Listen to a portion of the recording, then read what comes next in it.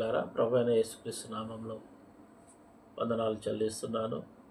కొద్ది నిమిషాలు వాక్య ధ్యానం చేసుకుందాం, చిన్న ప్రార్థన చేసుకుందాం. ప్రభా మహోన్నతుడా, గొప్ప దేవ కనికరముల తండ్రి, నీ వాక్యాన్ని ధ్యానించబోచుండగా నీ పరిశుద్ధాత్మ సహాయం మాకు అనుగ్రహించి వాక్యంలోని ఆత్మీయమైన సంగతులు చూచినట్లు మా ఆత్మీయమైన నేత్రాలు తెరవమని నజరేయుడైన యేసుక్రీస్తు నామంలో ప్రార్థించి వేడుకొచ్చున్నాం తండ్రి, ఆమేన్.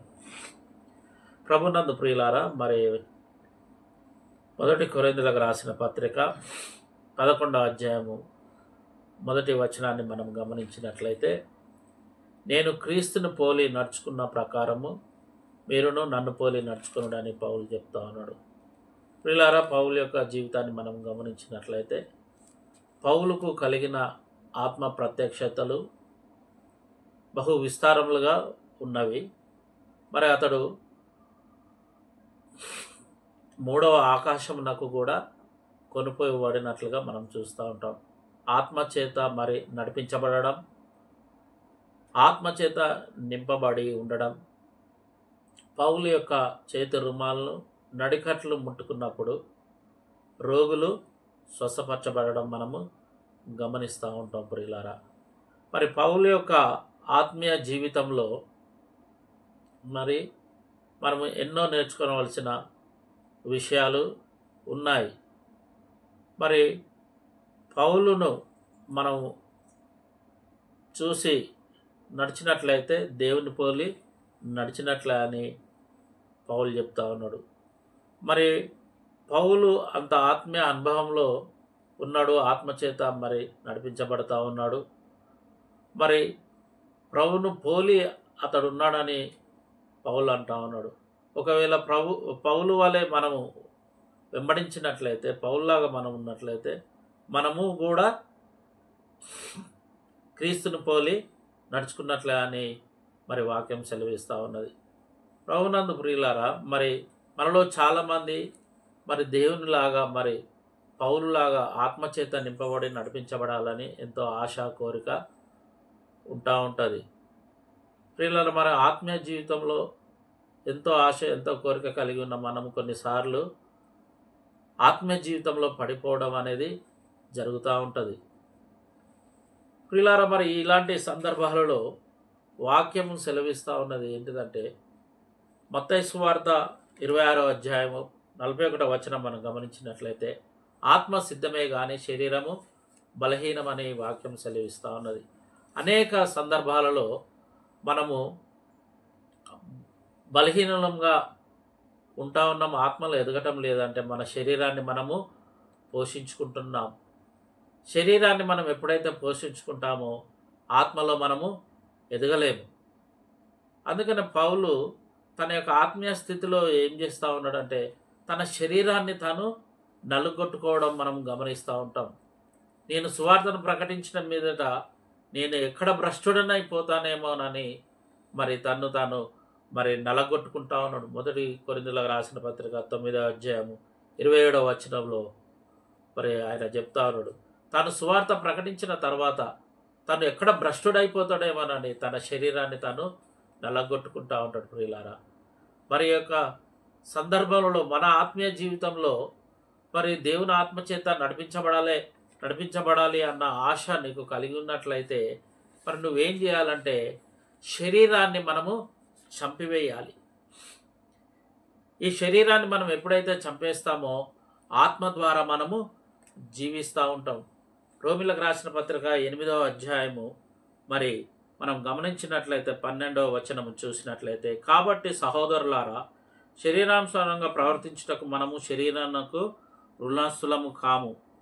మీరు శరీరానుసారంగా ప్రవర్తించిన యెడల చావవలసిన వారే ఉందరు కానీ ఆత్మచేత శరీర క్రియలను చంపిన యెడల జీవించెదరు. మనం ఒకవేళ శరీరానుసారంగా జీవించినట్లయితే మనము చావవలసిన వారమై ఉంటాం.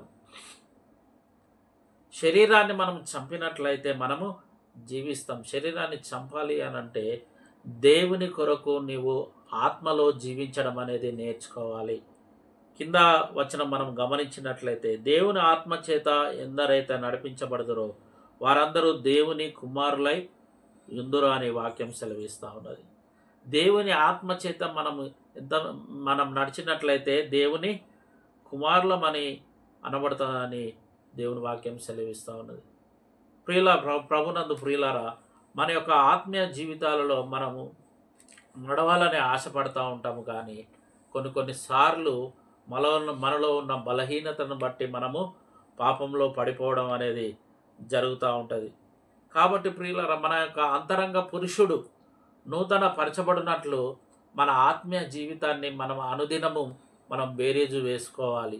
మన యొక్క జీవితంలో కొన్నిసార్లు మనము బలహీనపడుతూ ఉంటాము, అది తప్పేం లేదు. పౌలు కూడా అన్నాడు, రోమీయులకు రాసిన పత్రిక 7వ అధ్యాయము మనము గమనించినట్లయితే, నా శరీరమందు మంచిది ఏది నివసింపదని నేను ఎరుగుదును, మేలైనది చేయవలనని కోరిక నాకు కలుగుచున్నది, కానీ దాన్ని చేయుట నాకు కలుగుటలేదు. నేను చేయగోరు మేలు చేయక చేయగోరని కీడు చేయుచున్నాను. నేను కోరని దానిని చేసిన దాన్ని చేయనది నా యందు నివసించు పాపమే కానీ ఇక నేను కాదని పౌలు చెప్తా ఉన్నాడు. పౌలు భక్తుల యొక్క జీవితంలో గమనించినట్లయితే అన్ని ఆత్మ ప్రత్యక్షతలు దేవుని ఆత్మచేత నడిపించబడినవాడు. తన దేహంలో ఒక పాప నియమము అనేది ఉన్నదని గ్రహిస్తూ ఉన్నాడు.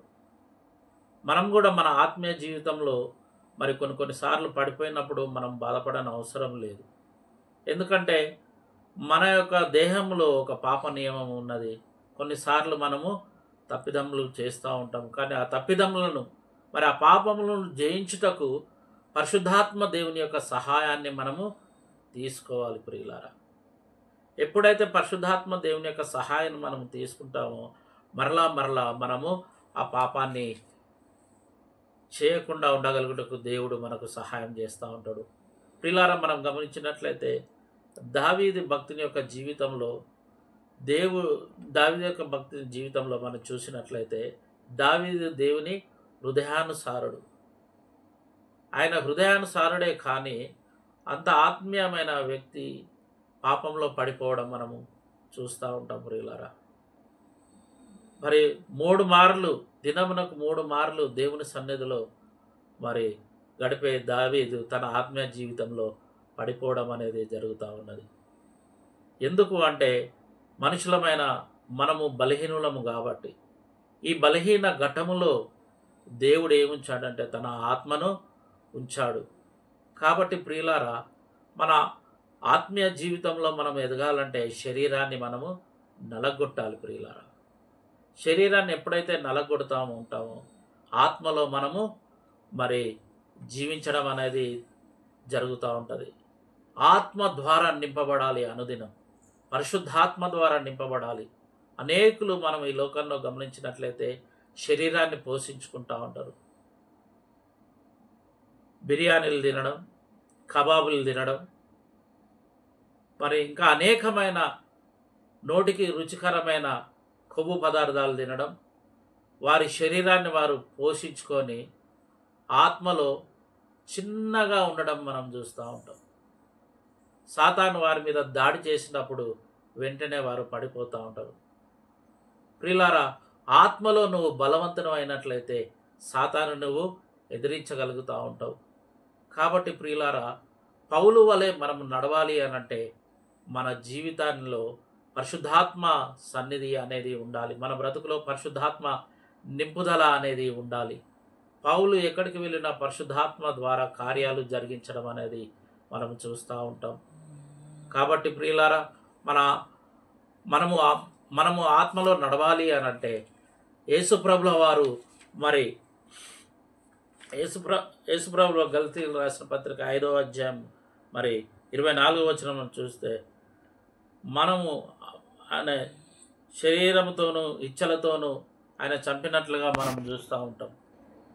మనం చూసినట్లయితే మత్తయి సువార్త 4వ అధ్యాయం మనం గమనించినట్లయితే యేసుప్రభుల వారు ఆత్మచేత నింపబడి సాతాను చేత శోధింపబడడానికి వెళ్ళాడు. సాతాను చేత శోధింపబడిన తర్వాత సువార్త పరిచర్యను ప్రారంభించడం జరుగుతూ ఉంటుంది. ప్రియులారా, 40 దినములు యేసుప్రభుల వారు ఉపవాసం ఉండటం వలన ఆత్మలో బలము కలిగి ఉండటం మనం చూస్తూ ఉంటాం.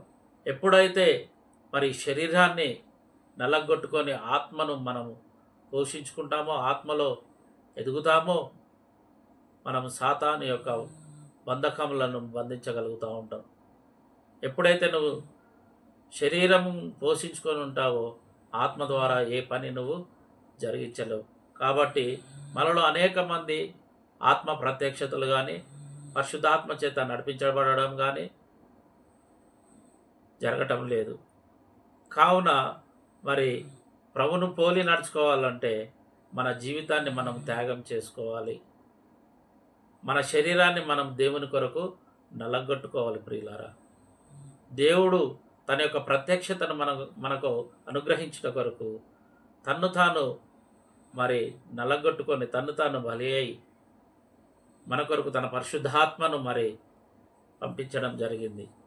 కాబట్టి పరిశుద్ధాత్మ శక్తి చేత నువ్వు నింపబడి దేవుని వలె ఈ భూమి మీద నువ్వు పరిచర్య జరిగించాలంటే నిన్ను నీ జీవితాన్ని దేవుని కొరకు సమర్పించుకొని ఆత్మచేత నింపబడి ఆత్మ ద్వారా మరి నడవాలని కోరుకుంటూ నీ యొక్క ఆత్మీయ జీవితంలో దేవుడు పరిశుద్ధాత్మ కార్యం జరిగించాలని యేసుక్రీస్తు నామంలో ప్రార్థించి వేడుకొంచున్నాను.